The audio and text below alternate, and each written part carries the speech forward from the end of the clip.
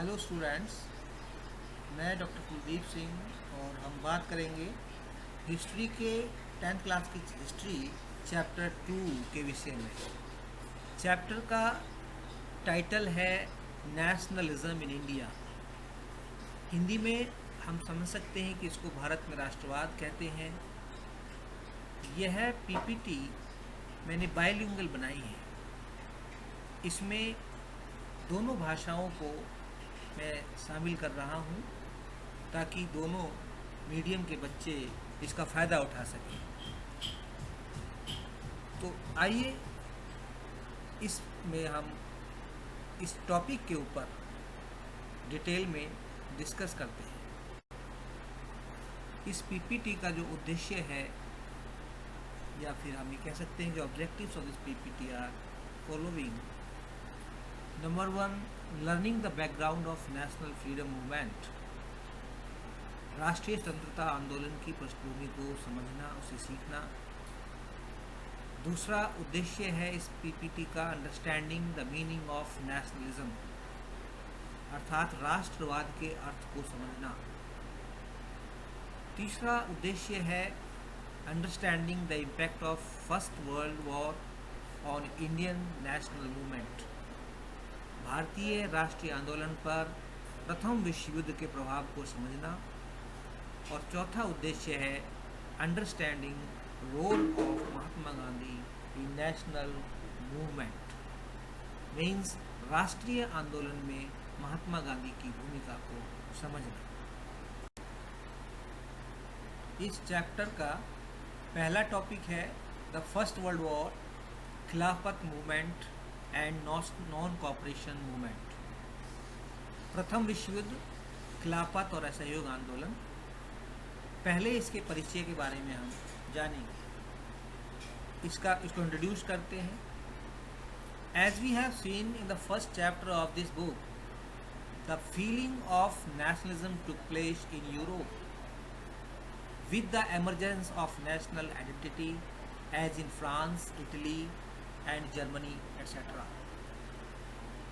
जैसा कि हमने इस पुस्तक के पहले अध्याय में देखा है कि फ्रांस, इटली और जर्मनी आदि में राष्ट्रीय पहचान की भावना का उदय होता है। यह राष्ट्रीय पहचान की भावना यूरोप में पैदा होती है और ये राष्ट्रीय पहचान की भावना ही आगे जाकर के राष्ट्रवाद में बदल जाती है। फ्रांस में हमने देखा कि नेपोलियन के बाद वहाँ पर किस तरह से फ्रांस को, हालांकि नेपोलियन ने ही वो शुरुआत कर दी थी, उसके बाद नेपोलियन जब उस वाटरलू की लड़ाई में हार जाता है तो फिर किस तरह से फ्रांस को कमज़ोर करने की कोशिश की गई थी। दूसरा हम देखते हैं कि इटली में किस तरह से राष्ट्रीय एकीकरण के प्रयास किए गए और उसमें महत्वपूर्ण भूमिका निभाई मैज़ीनी ने, गैरिबाल्डी ने, कावूर ने। और जर्मनी भी राष्ट्रीय एकीकरण या राष्ट्रवाद का एक अच्छा उदाहरण है, जिसके निर्माण में, जिसको एकीकृत करने में बिस्मार्क ने महत्वपूर्ण भूमिका निभाई थी। अब प्रश्न उठता है कि भाई राष्ट्रवाद क्या है, राष्ट्रवाद का अर्थ क्या है, what is the meaning of nationalism. So national identity, that is known as nationalism also, means the sense of belonging, अपनेपन की भावना कि यह मेरा है, यह देश मेरा है, यह वतन मेरा है, यह मिट्टी मेरी है। जब ये भावना अंदर आ जाती है तो इसे हम सेंस ऑफ बिलोंगिंग कहते हैं, अपनेपन की भावना कहते हैं। और ये अपनेपन की भावना ही राष्ट्रवाद है, क्योंकि हम अपने स्वयं को उस देश के साथ जोड़ते हैं और उस देश की बेहतरी के विषय में सोचते हैं, उस देश की तरक्की के विषय में सोचते हैं, उस देश की एकता और अखंडता के बारे में सोचते हैं। इस सेंस ऑफ बिलोंगिंग को बढ़ाने में कई महत्वपूर्ण चीज़ें भूमिका निभाती हैं, जिनमें न्यू सिंबल्स होते हैं, नए प्रतीक, न्यू आइकन्स, नए हीरो, नायक नायिकाएं, देश के वो क्रांतिकारी भी हो सकते हैं, देश के राष्ट्रवादी नेता भी हो सकते हैं, देश के महापुरुष भी हो सकते हैं, और नए नए सॉन्ग, न्यू सॉन्ग्स, नए विचार, नए आइडियाज जनरेट किए जाते हैं, पैदा किए जाते हैं। और ये सारी चीज़ें यूरोप के अंदर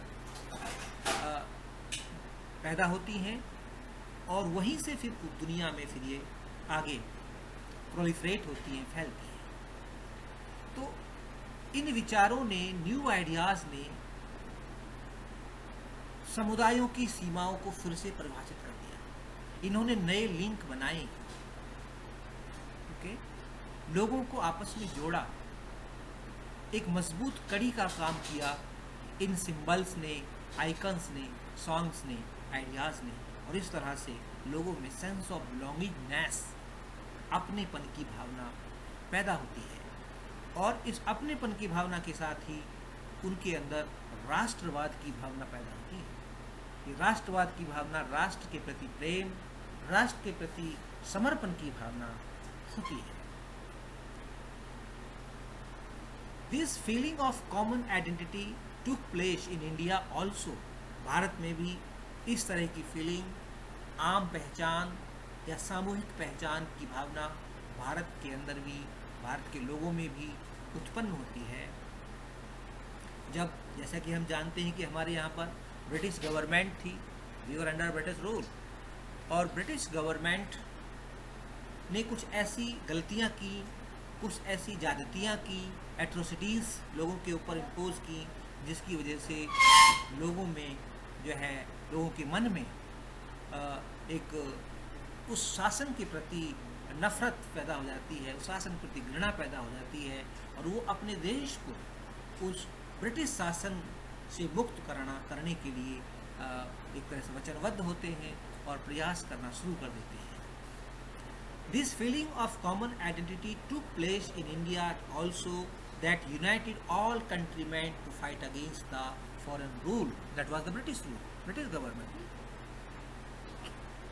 आम पहचान की यह भावना भारत में भी प्रकट हुई, जिसने सभी देशवासियों को ब्रिटिश सरकार के विरुद्ध लड़ने के लिए एकजुट किया, उन्हें एकता के सूत्र में बांध दिया। The sense of being oppressed. अब ये क्या कारण था, लोग एकता के सूत्र में क्यों बंधे, लोग एकजुट क्यों हुए, जबकि भारत एक बड़ा देश था, भारत में विभिन्न क्षेत्र थे, विभिन्न धर्मों के लोग भारत में रहते थे, विभिन्न जातियां भारत में थीं, भाषा, विभिन्न भाषाएं भारत में बोली जाती थी, लेकिन फिर वो एकजुट कैसे हो गए? कुछ ना कुछ तो कारण रहा होगा। Yes, the reason was the sense of being oppressed, मतलब औपनिवेशिक शासन के तहत उत्पीड़ित होने की भावना ने भारतीयों के बीच एक तीव्र बंधन बनाया और कई अलग अलग समूहों को एक साथ जोड़ दिया, एक साथ बांध दिया। The sense of being oppressed, ये सभी लोग ऑप्रेस हो रहे थे, चाहे वो नॉर्थ इंडिया में हो या साउथ इंडिया में हो या ईस्ट में हो या वेस्ट में हो या मिडल इंडिया में हो, कहीं भी हो, सभी लोग उसी ट्रीटमेंट को फेस कर रहे थे। और ट्रीटमेंट क्या था? ट्रीटमेंट अपमान का था, ट्रीटमेंट जो है टॉर्चर का था, लोगों को फ्रीडम नहीं थी, लोग अपनी बात कह नहीं सकते थे, और लोगों के पास राइट्स नहीं थे। ठीक है, तो ये सब ऑपरेशन कहलाता है, इसको हम उत्पीड़न कहते हैं। तो सभी लोग उत्पीड़न का शिकार थे, और इस उत्पीड़न की भावना ने ही, इस उत्पीड़न के भाव ने ही सभी लोगों को इकट्ठा किया, और उन्होंने ब्रिटिश गवर्नमेंट, ब्रिटिश रूल, जिसको हम कॉलोनियल रूल भी कहते हैं, औपनिवेशिक शासन कहते हैं, उसके विरुद्ध लड़ने के लिए एकजुट कर दिया।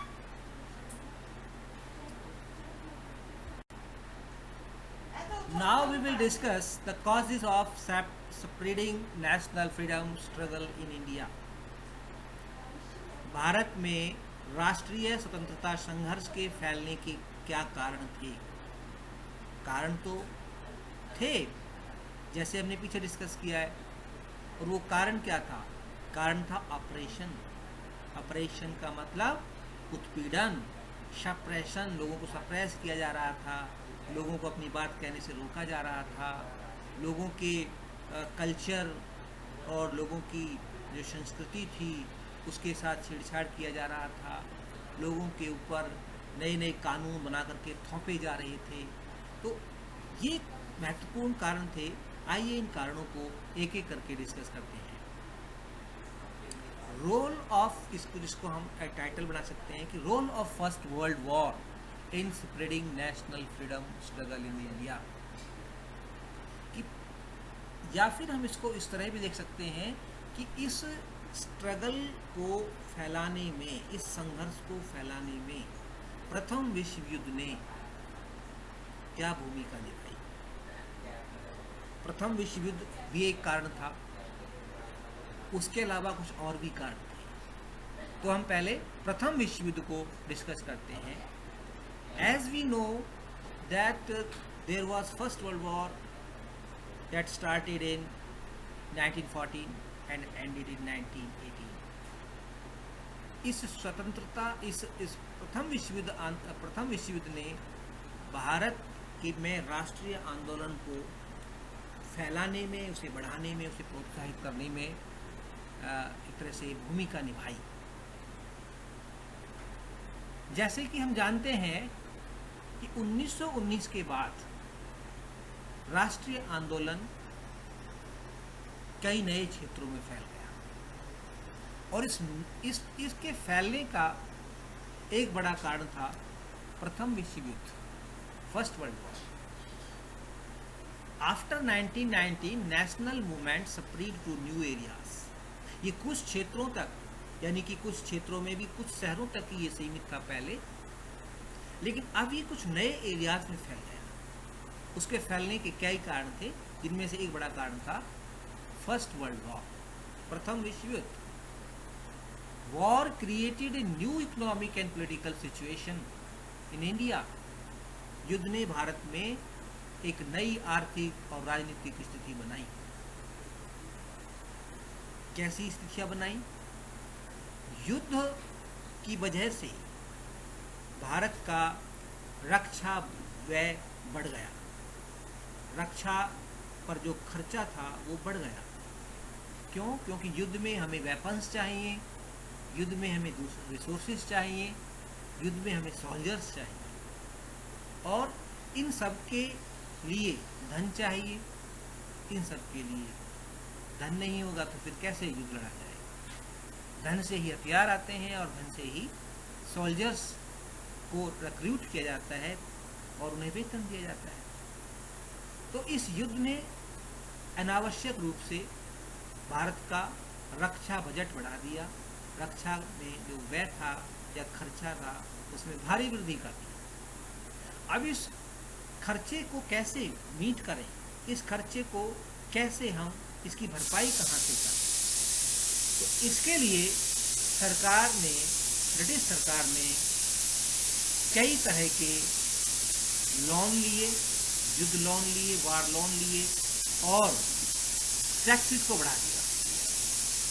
कस्टम ड्यूटी भी बढ़ा दी गई। इसके साथ साथ ही इनकम टैक्स, पहली बार देश के अंदर इनकम टैक्स को इंट्रोड्यूस किया गया। तो ये इनका कारण क्या था? इनका कारण था फर्स्ट वर्ल्ड वॉर पर होने वाला खर्चा, क्योंकि British was also participating in the first world war. वो भी उस लड़ाई में, उस युद्ध में भाग ले रहा था। और ब्रिटिश शासन, ब्रिटिश का हमारे यहाँ भी शासन था, तो उन्होंने उसका खामियाजा भारत को भी भुगतना पड़ा। तो इस प्रथम विश्व युद्ध की वजह से लोगों में नाराजगी पैदा हो गई कि क्योंकि लोगों के ऊपर एक अनावश्यक भार आ गया, टैक्स बढ़ गए, इनकम टैक्स भी शुरू हो गया देश के अंदर। इसके साथ ही forced recruitment was made in villages. जबरन भर्ती की गई, गाँवों में जबरन भर्ती की गई। ये होती क्या है? कई बार अलग से भी क्वेश्चन आता है 2 नंबर का, व्हाट इज फोर्स्ड रिक्रूटमेंट? तो forced recruitment is the process of recruitment without the will of the recruitee, यानी कि जिसको आप भर्ती कर रहे हैं उसकी इच्छा के विरुद्ध आप जबरदस्ती भर्ती करते हैं, इसे हम फोर्स्ड रिक्रूटमेंट कहते हैं। This is the process of recruitment without the will of the recruiter. Okay, इससे क्या हुआ फिर? इससे व्यापक आक्रोश फैल गया लोगों में गुस्सा, लोगों को गुस्सा आ गया, ये तो हमारे साथ ज़बरदस्ती हो रही है, हम सेना में काम करना नहीं चाहते लेकिन हमें ज़बरदस्ती सेना में भर्ती किया जा रहा है। तो ये इसने भी ब्रिटिश गवर्नमेंट के विरुद्ध लोगों में आक्रोश को बढ़ाया, और जब आक्रोश बढ़ रहा है तो फिर राष्ट्रीय स्वतंत्रता संग्राम या राष्ट्रीय स्वतंत्रता संघर्ष के भी बढ़ने या फैलने के लिए महत्वपूर्ण भूमिका तैयार हो रही है, महत्वपूर्ण पृष्ठभूमि तैयार हो रही है। इसके साथ साथ ही वहाँ 2-3 और भी कुछ ऐसी घटनाएं घटी उस समय, और वो घटनाएं क्या थी? वो घटनाएं थी देश के अंदर क्रॉप्स फेल्योर हो गया, मतलब फसलें नहीं हुई, फसलें खराब हो गई, और जिसकी वजह से खाद्य का संकट उभर के आ गया, फूड स्कार्सिटी हो गई, और फूड स्कार्सिटी होने की वजह से लोग भूख से मरने लग गए। सरकार कोई खास इंतजाम नहीं कर पाई उस फूड क्राइसिस से निपटने के लिए। जब फसलें नहीं हो पाई, उत्पादन सही तरह से नहीं हो पाया, तो खाद्य की कमी हो गई और इसका असर पड़ा गुड्स के प्राइसेस पे। The prices of goods increased, it was almost double between 1913 to 1918। 1913 से 18 के बीच वस्तुओं की कीमतें लगभग दोगुनी हो गई, जिससे लोगों की कमर टूट गई। लोग एक तरह से पागल हो गए कि अब करें क्या। सरकार ने भी टैक्स बढ़ा दिए, इनकम टैक्स लगाया जा रहा है, जबरन भर्ती की जा रही है, और अब कीमतें बढ़ गई। इसके अलावा influenza epidemic and famine also spread in India that killed 12 to 13 million people according to 1921 census। 1921 की जनगणना के अनुसार इन्फ्लुएंजा महामारी फैल गई थी 1919-20 में, और अकाल पड़ गया था जिसकी वजह से 12 से 13 मिलियन लोग मारे गए थे। तो ये सब कारण थे। These all factors, widespread anger among the people that played an important role in strengthening and spreading the movement। इन सभी कारणों ने लोगों में गुस्से को व्यापक रूप से फैलाया, जो आंदोलन को मजबूत करने और उसे प्रोत्साहित करने में महत्वपूर्ण भूमिका निभाने में सफल हुआ। तो ये सब कारण थे जिनकी वजह से राष्ट्रीय स्वतंत्रता आंदोलन को फैलने का मौका मिला, उसे फैलने का अवसर मिला। इसमें बड़ी भूमिका प्रथम विश्व युद्ध की।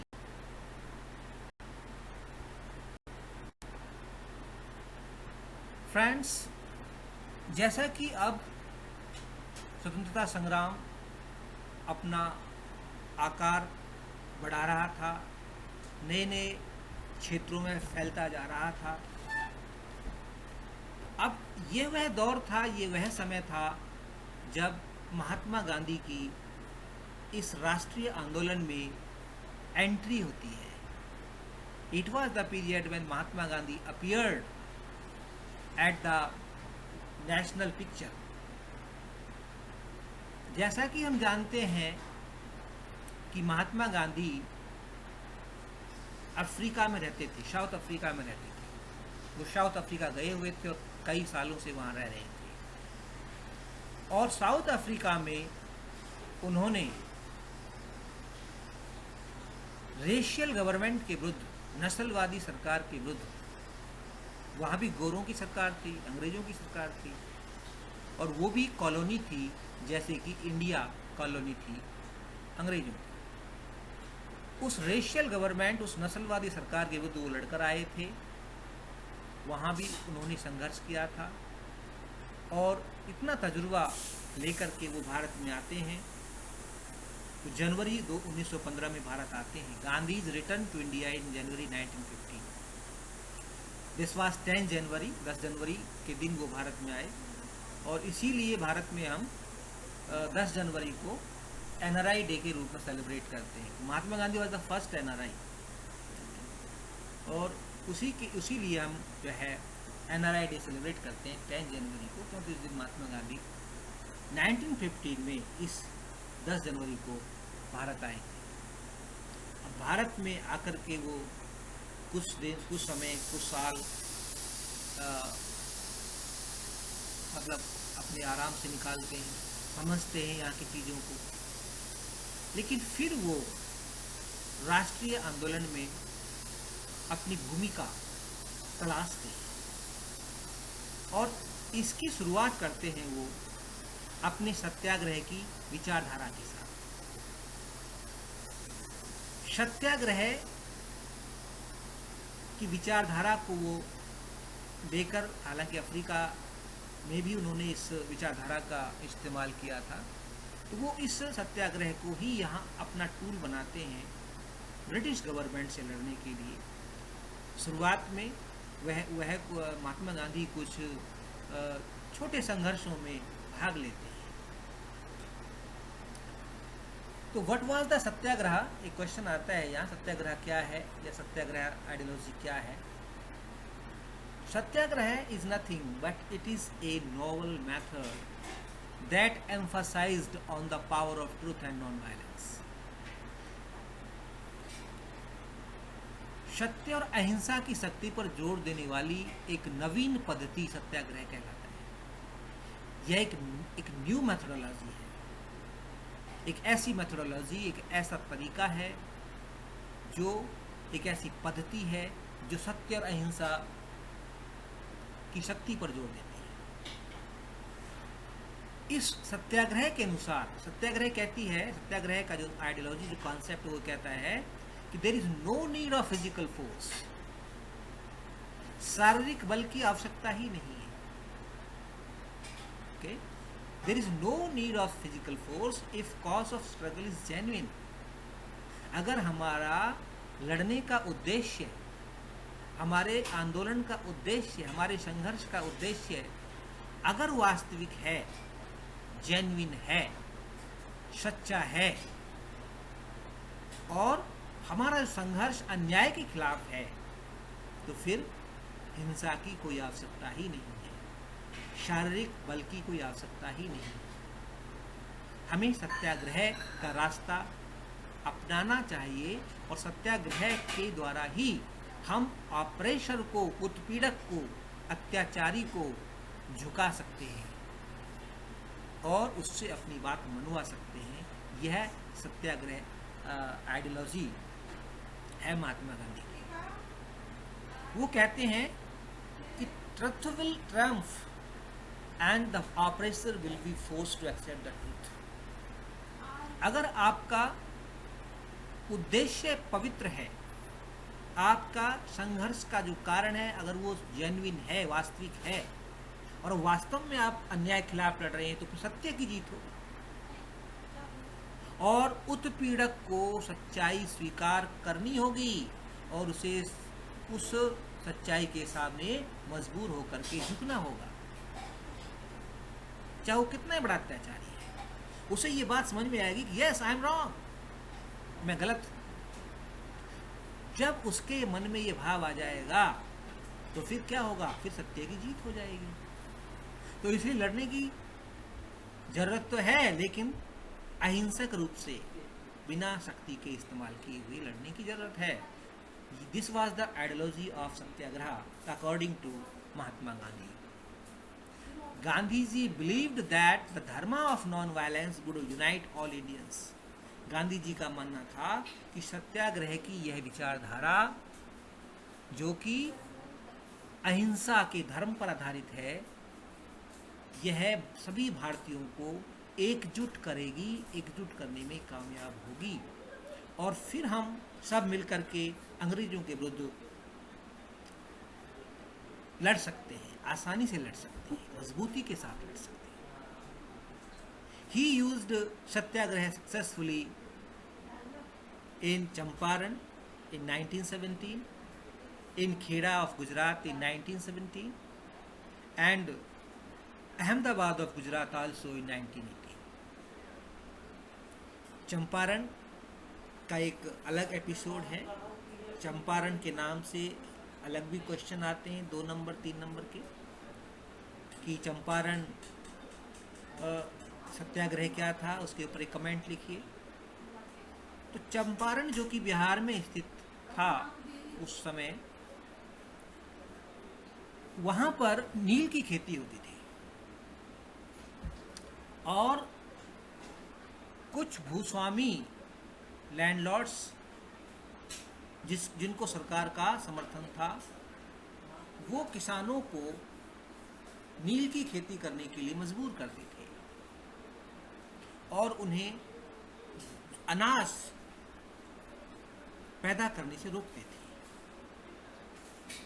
क्योंकि वो नील जो है, उस नील को वो मैनचेस्टर भेजते थे, जहां पर सूती कपड़ा में इसका इस्तेमाल कर, और उस नील की बहुत ज़्यादा मांग थी ब्रिटेन में खास तौर से। लेकिन मजदूर जो किसान थे वो नहीं चाहते थे कि हम जो है नील की खेती करें, वो अपनी पारंपरिक खेती करना चाहते थे, ट्रेडिशनल, चाहे वो गेहूं है, जौ है, बाजरा है, मक्का है, वो ये बोना चाहता, धान है, ये सब बोना चाहते थे। तो इस वजह से वहाँ पर टसल था, वहाँ पर एक संघर्ष पैदा हो गया था, और वहाँ महात्मा गांधी जाते हैं और उस संकट को जो है सत्याग्रह के माध्यम से सुलझाते हैं।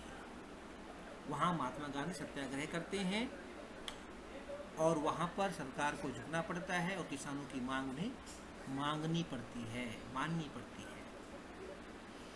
दूसरा जो इंसिडेंट था वो था खेड़ा, गुजरात का खेड़ा। ये भी 1917 का ही एपिसोड है। यहाँ पर कुछ कॉटन मिल मालिक और लेबरर्स के बीच में संघर्ष था। कॉटन मिल ओनर्स जो थे, मालिक जो थे, वो मजदूरों का शोषण कर रहे थे और मजदूर जो है इसका विरोध कर रहे थे। गांधी जी को पता लगता है, जानकारी होती है, गांधी जी वहाँ जाते हैं और फिर वहाँ भी सत्याग्रह करते हैं और सत्याग्रह के द्वारा गांधी जी वहाँ भी जो है सक्सेसफुल हो जाते हैं, वहाँ भी सफलता प्राप्त करते हैं और सत्याग्रह की जो आइडियोलॉजी थी वहाँ भी उनकी वो जीत जाती है, काम आती है। खेड़ा में एक किसान पीजेंट्स का आंदोलन था। अहमदाबाद 1918 का जो मामला है, ये कॉटन मिल्स और वर्कर्स के बीच में था। खेड़ा किसानों का आंदोलन था, ठीक है। किसान आंदोलन कर रहे थे कि लगान कम होना चाहिए, कर कम हो जाना चाहिए, कुछ कर माफ हो जाना चाहिए, इस तरह की वहाँ पर मांग थी।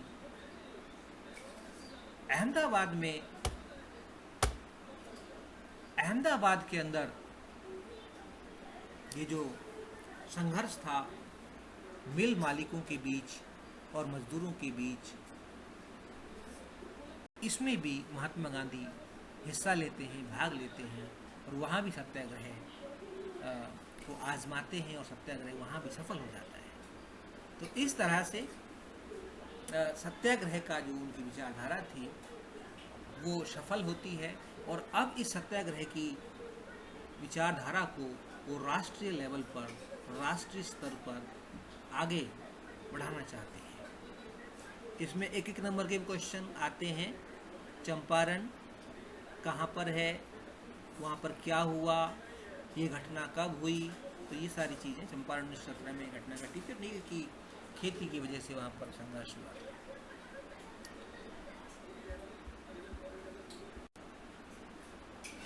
नेक्स्ट सब topic is Rowlatt act and Jallianwala Bagh मैसाकर। Rowlatt act और जलियांवाला बाग नरसंहार यह राष्ट्रीय स्वतंत्रता आंदोलन का टर्निंग पॉइंट था। टर्निंग पॉइंट हमसे कह सकते हैं। इसने राष्ट्रीय आंदोलन का एक तरह से नक्शा ही बदल दिया और यहीं से राष्ट्रीय आंदोलन पूरे देश में लगभग फैल गया था। रॉलेट एक्ट क्या था? रॉलेट एक्ट का विरोध क्यों हो रहा था और जलियांवाला बाग और रॉलेट एक्ट का आपस में क्या कनेक्शन है, क्या संबंध है? इन सब प्रश्नों का उत्तर हम इस स्लाइड के माध्यम से समझेंगे। रॉलेट एक्ट एक कानून था जिसे 1919 में इंपीरियल लेजिस्लेटिव काउंसिल ने पारित किया था। Imperial legislative council passed Rowlatt act in 1990। यह कानून बहुत बड़ा डिस्क्रिमिनेटरी था एक तरह से। इसमें भेदभाव था भारतीयों के विरुद्ध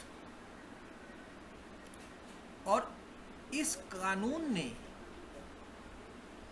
2 साल तक बिना किसी मुकदमे के राजनीतिक कैदियों को हिरासत में रखने की सरकार को अनुमति दे दी थी।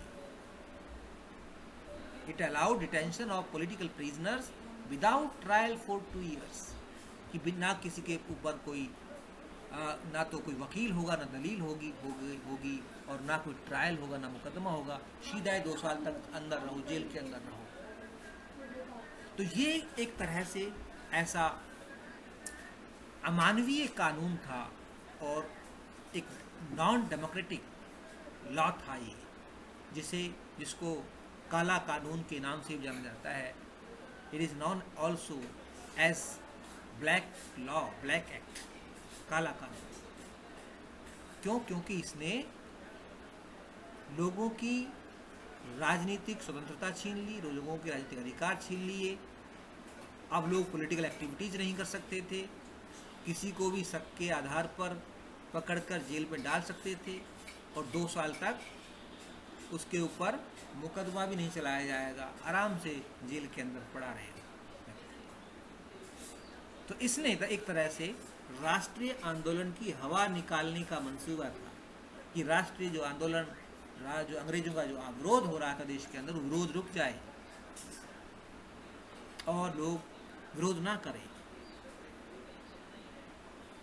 इस वजह से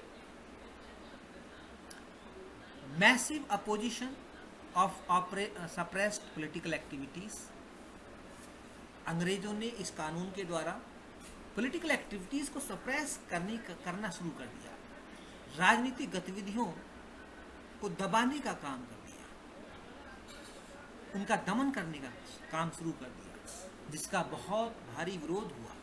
मैसिव अपोजिशन, लोगों ने इसका विरोध किया। लोगों ने कहा कि कानून बना दिया तो ठीक है, कोई बात नहीं, लेकिन हम ऐसे हिम्मत नहीं हारेंगे, हम इसका तीव्र विरोध करेंगे।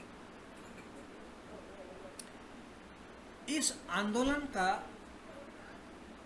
इस कानून का विरोध करने के लिए महात्मा गांधी ने भी एक आंदोलन की रूपरेखा तैयार की और उन्होंने इसे बड़े पैमाने पर इसका विरोध फैलाने की कोशिश की, इसका विरोध को बड़े पैमाने पर ले जाने की कोशिश की। गांधी जी ने आंदोलन का कॉल दिया, लोगों को आह्वान किया, लोग आ रहे थे, लोग उसमें भाग लेने के लिए आ रहे थे। तभी वहाँ पर जलियांवाला बाग, जो कि अमृतसर में है पंजाब के, वहाँ पर भी लोग इकट्ठा हुए थे, शांतिपूर्ण तरीके से इस काले कानून का विरोध कर रहे थे और डे था 13 अप्रैल 1990। People were protesting the Rowlatt Act, against the Rowlatt Act, peacefully at Jallianwala Bagh, that is situated in Amritsar of Punjab. तभी वहाँ जनरल डायर आता है. जनरल डायर आकर के वहाँ पर सारे रास्ते, उस बाग के सारे रास्ते ब्लॉक कर देता है. किसी को निकलने नहीं दिया जाता, किसी को कोई वार्निंग नहीं दी जाती, किसी को चेतावनी नहीं दी जाती, और सीधे ही आकर के वो एक ब्रूटल ऑर्डर पास कर देता है. एक बहुत ही क्रूर आदेश देता है, और आदेश था ऑर्डर टू ओपन फायर, गोली चलाने का आदेश. एक शांतिपूर्ण तरीके से आंदोलन कर रही लोगों की भीड़ के ऊपर जनरल डायर गोली चलाने का आदेश दे देता है 13 अप्रैल 1919 को. 13 अप्रैल बैसाखी का भी दिन होता है, और उस दिन बैसाखी भी सेलिब्रेट हो रही थी उस मैदान के अंदर. बहुत सारे लोग जलियांवाला बाग में रॉलेट एक्ट का विरोध करने के लिए आए हुए थे, तो बहुत सारे लोग वहाँ पर बैसाखी का पर्व भी मनाने के लिए आए थे, जिसकी वजह से वहाँ पर काफ़ी भीड़ थी. लेकिन जनरल डायर बिना कोई कुछ सोचे समझे अचानक गोली चलाने का आदेश दे देता है, और फिर वहाँ पर एक बहुत बड़ा नरसंहार होता है. इसमें सैकड़ों लोग जो है मारे जाते हैं. बहुत सारे लोग इधर से उधर भागते हैं, अफरा तफरी मच जाती है. वहाँ पर कई कुएं बने हुए थे, कुछ लोग जान बचाने के लिए अपनी उस कुएं के अंदर कूद जाते हैं. तो इस तरह से जनरल डायर एक जघन्य अपराध को एक तरह से अंजाम देते हैं. हालांकि इस जनरल डायर को बाद में सबक सिखाता है भारत का एक वीर क्रांतिकारी शहीद ऊधम सिंह. जनरल डायर को ऊधम सिंह जो है लंदन में जाके ही मारते हैं, उसका मर्डर करते हैं, उसका बदला लेते हैं, जो ब्रुटैलिटी जनरल डायर ने की थी. बाद में जनरल डायर